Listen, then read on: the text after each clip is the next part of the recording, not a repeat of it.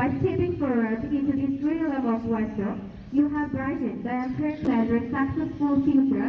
I would like to respectfully invite our honorable speaker to share his valuable thoughts with all of us.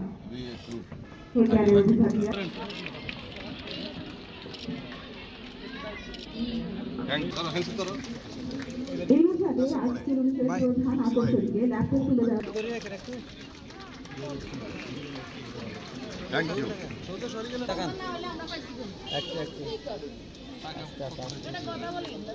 Just fixed একটা camera ছিল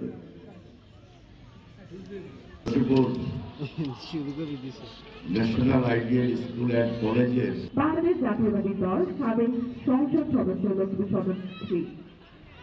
সেজন্য আমাদের মাননীয় প্রধান অতিথির সহযোগিতা সম্মানিত অতিথিবৃন্দ,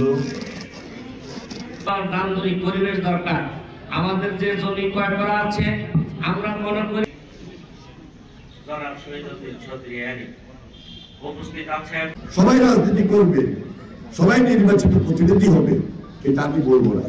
কেউ ডাক্তার হবেন, এখন থেকে দায়িত্ব নিয়েই টার্গেট পৌঁছার জন্য আপনাকে ভালো চিন্তা করে এগিয়ে যেতে হবে। কেউ ইঞ্জিনিয়ার হবে, কেউ শিক্ষক হবে, কেউ পিএইচডি ডিগ্রি লাভ করবেন, কেউ বিসিএস দিয়ে ম্যাজিস্ট্রেট হবেন, ডিসি হবেন, এসপি হবেন, সচিব হবেন। এই চিন্তা এখন থেকেই আপনাকে করতে হবে এবং খুব পজিটিভলি আপনাকে এগোতে হবে। যদি পুঁথিগত বিদ্যার পাশাপাশি আমি ওই এক্সট্রা কারিকুলার অ্যাক্টিভিটিস আমি নিজেকে সেখানে এনগেজ করতে পারি, আমার দৃঢ় বিশ্বাস এই বাংলাদেশ বদলে যাবে।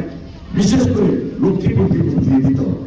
এই কারণে বদলিয়ে দিতে হবে, আমি যেটা দেখছি, লক্ষ্য করছি সারা বাংলাদেশের পাশাপাশি আমার লক্ষ্মীপুরে অনেক গ্রাম,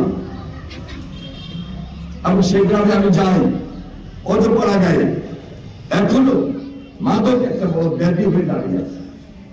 এই মাদক মুক্ত সমাজ আমি চাইলে, একজন নির্বাচিত প্রতিনিধি চাইলে এককভাবে পারবেন না।